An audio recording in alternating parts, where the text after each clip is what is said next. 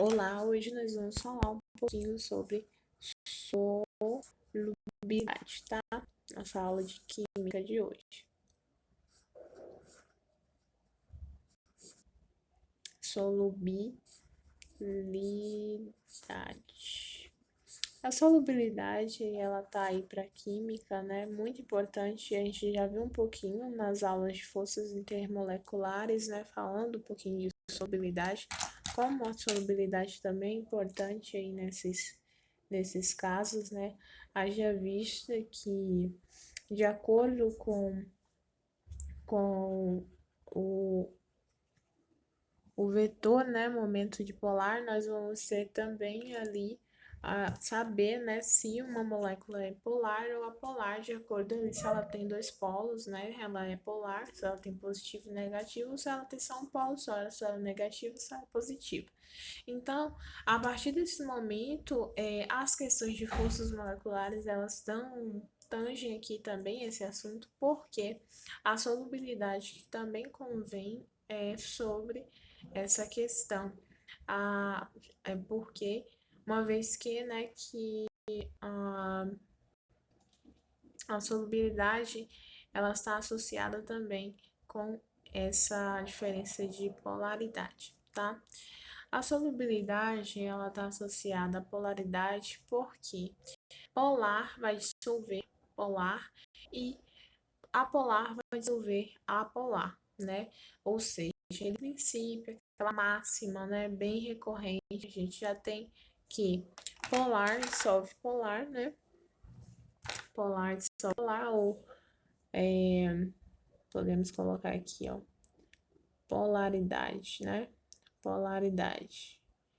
Em relação à polaridade, nós vamos ter aqui um aumento de polar, aqui é uma molécula polar, uma molécula apolar, só tem um polo, né? Exemplo. Então, o princípio máximo que nós vamos ter aqui será que semelhante vai dissolver semelhante, semelhante dissolve semelhante, ok? Semelhante dissolve semelhante. Por que nós vamos ter essa questão de semelhante dissolver semelhante? Justamente porque aqui nós vamos ter um solvente, né? Geralmente vai ser água, mas pode ser um líquido qualquer. E esse solvente, ao adicionarmos uma substância mais sólida, nós vamos ter que esse solvente ele pode ficar saturado, insaturado ou a saturação adequada, ou não saturado, tá? Então, ou supersaturado, né? Supersaturado, insaturado ou saturado, ok? Então, nós vamos ter aí a questão de nomenclatura em relação a esses solventes, né? Que é de ser saturado, insaturado ou saturado. Aqui nós temos exemplo aqui, substância polar, água, né? A água e o álcool, né? Para mais específica, né? O álcool etílico, nós temos exemplo aqui de polar, dissolve polar, e exemplo de que apolar e dissolve polar é o benzeno, mas o cloreto, o tetracloreto de carbono, né? Tetracloreto de carbono, apolar dissolvendo o apolar. E nós vamos ter também uma outra questão aqui, né? Como havíamos dito, que é a questão do coeficiente de solubilidade, tá? Solubilidade, representado aí por C e um S minúsculo, tá? O que é o coeficiente de solubilidade? Como a gente estava dizendo, nós temos aqui um solvente, né? geralmente um líquido, e é adicionado aqui um soluto. E esse soluto, se a gente adicionar demais, ele pode ficar, o solvente pode ficar saturado, tá? Ou ele pode ficar insaturado, que é o normal, né? Ou se adicionar muito mesmo soluto, ele pode ser super saturado, ok? Em relação aqui, vai ser insaturado se a massa do soluto ser igual ao coeficiente, na verdade, saturado, né? Ao coeficiente de solubilidade, tá? Se for menor, vai ser insaturado, e se for maior, né? Maior que o coeficiente de solubilidade, ele vai ser supersaturado, que é a massa do soluto ser menor, né? Do que o coeficiente de solubilidade. Aí nós vamos ter esses três casos. Aqui já é uma das classificações que nós temos, né? Quanto à quantidade de soluto. Outra classificação que nós temos, né? De coeficiente de solubilidade, na verdade, aqui nós temos as classificações contra o estado físico. Estado físico, se for, nós temos aí o coeficiente, o soluto, sólido, né? Vamos ter o soluto sólido, vamos ter componentes sólidos, soluções sólidas, vamos ter soluções gasosas, vamos ter soluções líquidas, que é a mais comumente aqui trabalhadas, né? É o que nós já pensamos quando falamos de soluções. Mas há soluções sólidas e gasosas também, ok? Outra classificação está relacionada à questão da condutividade elétrica. A condutividade elétrica. Então, nós vamos ter uma solução iônica ou eletrolítica, tá? A solução iônica ou eletrolítica está relacionada aí à presença de íons, né? Íons livres nessa solução, e a formação de novos íons, né? Dissociação e ionização, tá ok? Vamos ter também as soluções moleculares ou não eletrolíticas. Como já vimos nos tipos de reações químicas, nós temos as reações iônicas, reações covalentes ou moleculares e reações metálicas. A gente viu lá que uma das características, das propriedades das reações covalentes ou reações moleculares é justamente a falta de condutividade elétrica presente aí nessas moléculas, já que ela é molecular, ela não apresenta tanta condutividade elétrica e nem térmica, tá ok? Então, nós temos essas definições, essas duas classificações. Voltando toda a questão lá no coeficiente de solubilidade, né, representado pela sigla CS, nós temos aqui que um solvente ele consegue solubilizar, ou seja, diluir, né? Vamos colocar aqui, ó, diluir. Ele consegue solubilizar uma quantidade máxima de soluto. Quando ultrapassa essa quantidade máxima de soluto, nós temos uma solução saturada. Quando ultrapassa mais ainda, nós temos uma solução supersaturada. E quando não ultrapassa, né, tá mínima ali a quantidade de soluto em relação à capacidade máxima, nós temos uma solução insaturada, tá? Então, é uma quantidade máxima de soluto condicionada a um solvente de uma determinada temperatura. E isso aqui, tá? Tanto a quantidade, a massa do soluto,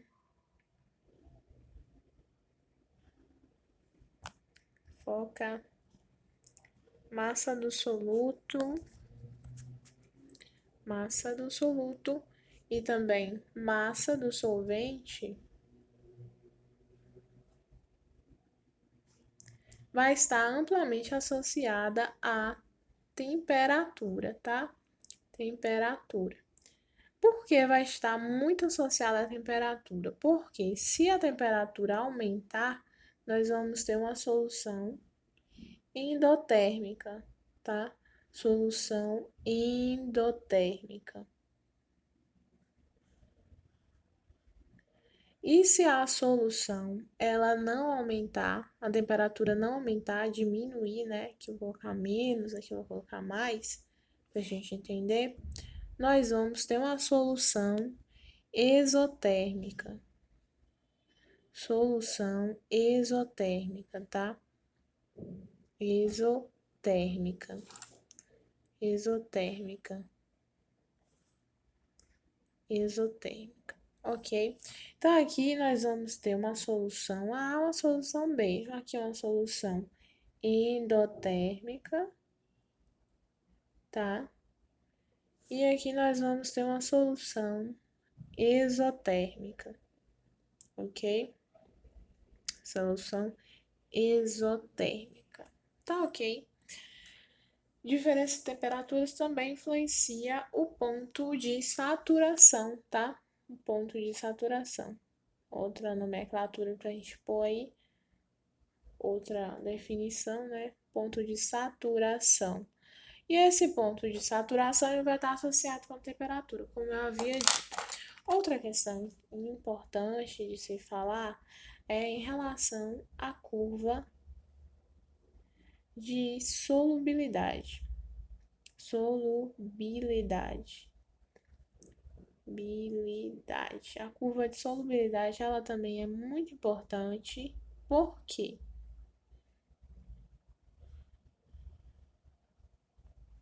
Porque a curva de solubilidade ela é muito importante. Ela é importante porque nós vamos ter aqui, por exemplo, vamos desenhar logo, né, um gráfico, né, que vocês guardarem esse gráfico.